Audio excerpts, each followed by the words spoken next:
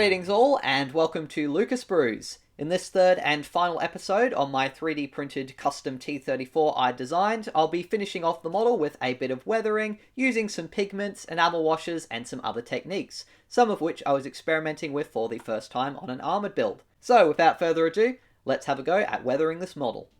As usual, I began the weathering process with metal chipping. This would be done in several stages, with the first layer being a more saturated and lighter colour than the base camouflage, in this case a roughly even mix of 4BO green with some Vallejo Model Air pale grey green. This mix was then dry brushed onto the raised edges of the hatches and corners of the tank, as well as lightly swiped over areas I wanted to add some scratches, like on the mudguards, around the driver's hatch, and along the sides of the tank and turret. This not only creates some superficial scratches, but would also serve as a contrasting colour to give depth to the second layer of chipping. The second layer of chipping was done using Vallejo Model Colour Old Rust, which was dabbed very carefully using a fine brush over some of the lighter chips and scratches to create deeper ones. The effect creates a lot of depth and also seems to give a much more heavy metallic appearance to the whole tank, which I really love. I did my best though to restrain myself and keep it more on the lighter side though, as I was intending for this to be a reasonably new T-34. Next I got out some Vallejo Model Air aluminium, which was used first as a base coat for the exhausts and also to paint the tank's lights. I also used it to add metal chipping to the sprocket and idler wheel since they would get polished from contact with the metal tracks, though I could have done this better by using the old rust for most of the scratches on the outer surface of the wheels, and as previously mentioned, the idler's trim should have actually been rubber since this is an early T-34. After this, old rust was then dabbed onto the exhausts for some extra random flakes and darker stains at the exhaust's exit, and once that had dried, I then applied a thin coat of AK Interactive Light Rust Enamel Wash over them to give them an oxide heat effect. With the chipping now done, I applied some Tamiya enamel-based black panel wash onto not only the recessed details around the vehicle, but also the raised ones. This enamel-based wash will flow into the recessed gaps and also build up around the base of raised edges, helping to highlight the details. The wash was applied very sparingly on this one, with the exception of the tracks and the road wheels, where the shadows and also a build-up of oil and grime in the track links would be replicated by this wash. Once applied, I then used a brush and a cotton bud dipped in X20 enamel thinners to remove the excess and to help it flow only around or into the details. The brush was good at streaking some of the wash down the sides of the vehicle to also add some grime, while the cotton bud was a lot better for wiping away the wash, making areas less dark, especially on the wheels and the tracks, which looked a lot more detailed after this was done. Combined with the more extreme highlights from earlier on, the panel wash seemed to give a much more cartoony look to this tank than I was used to on my other builds, but fortunately this would massively tone down after doing some dirt and grime. For this build, I decided to go for a dusty look on the tank with some dried up mud still present in the trucks and on the hull sides. I'd start with some pigments, which I'd be experimenting with again for the first time. I used a brush to initially dab some AK Interactive Middle East soil and also light dirt pigments onto the road wheels, and very heavily onto the tracks and the sides of the hull. Once the loose pigments had been dabbed into place onto the model, I then fixed them in place by dipping a brush in some AK Interactive Pigment Fixer and then dabbing this onto the pigments, letting it bleed through them.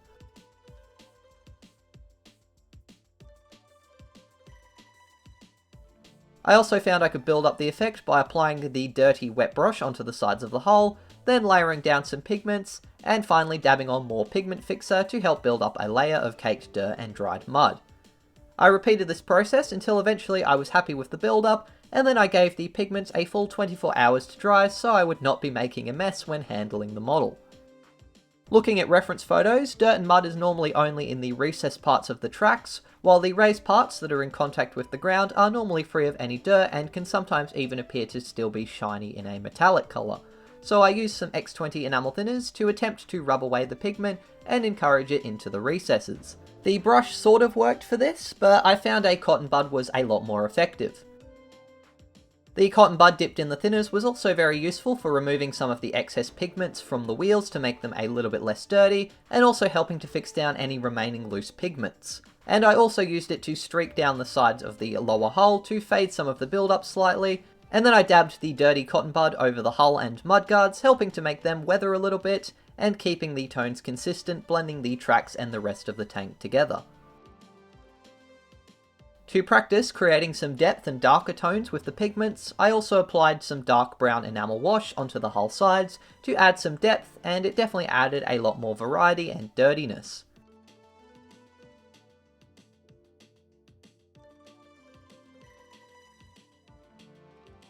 I was pretty happy now with the undersides weathering, so I went ahead and glued the inner layer of road wheels to the suspension arms with some super glue.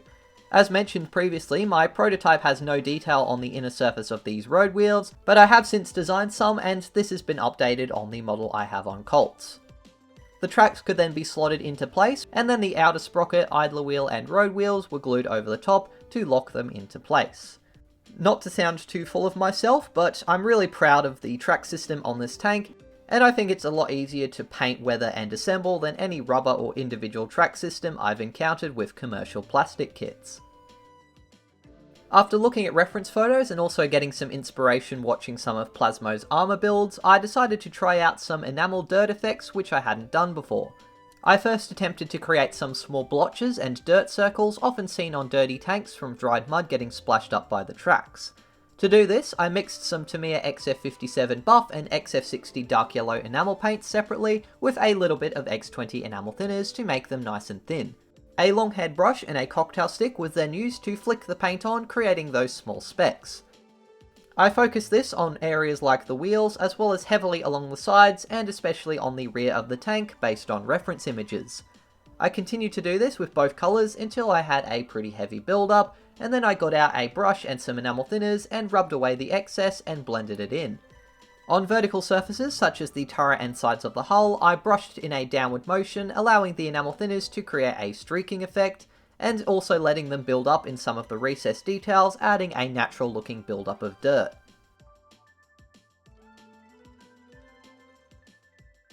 For some heavier streaks of dirt, I used a fine brush dipped in the paints, and then wet blended this in with the surface of the tank while it was saturated with enamel thinners.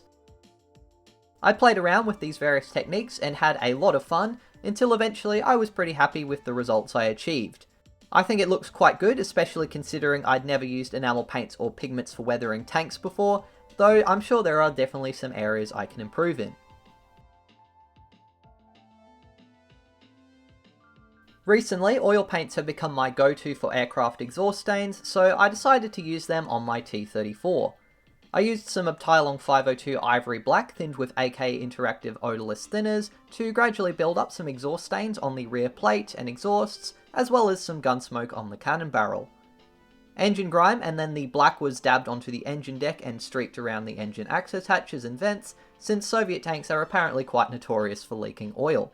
I was also inspired to try and replicate some oil traipsed over the engine deck by the crew's shoes after watching some videos from the Australian Armour and Artillery Museum channel of people working on Soviet tanks, which showed they were leaving these kind of marks as they worked on them.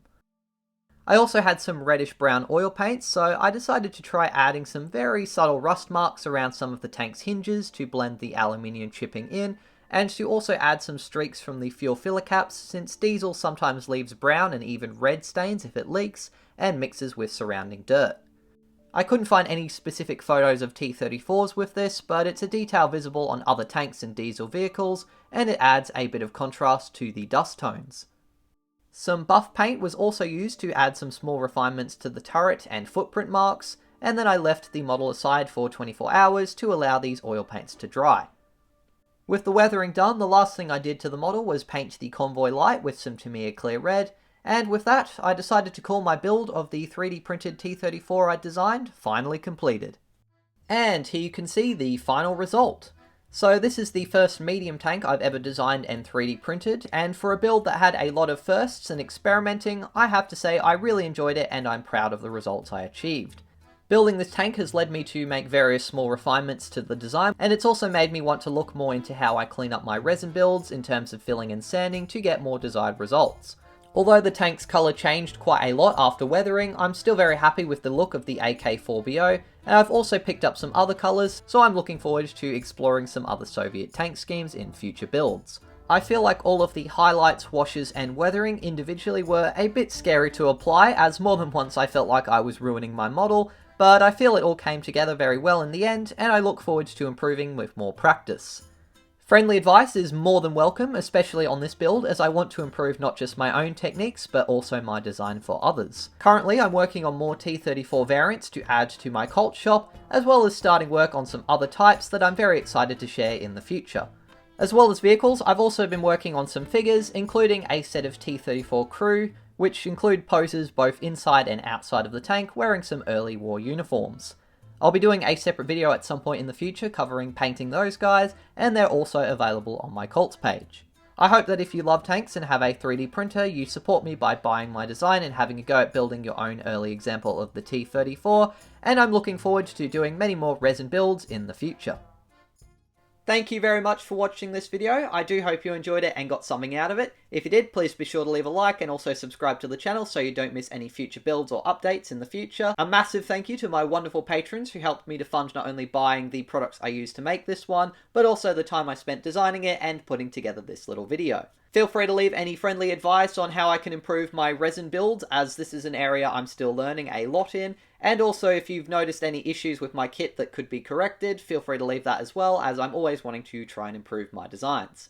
That's it for this 3D print build, but there's going to be many more in the future, and until the next one, as always, take care and model on.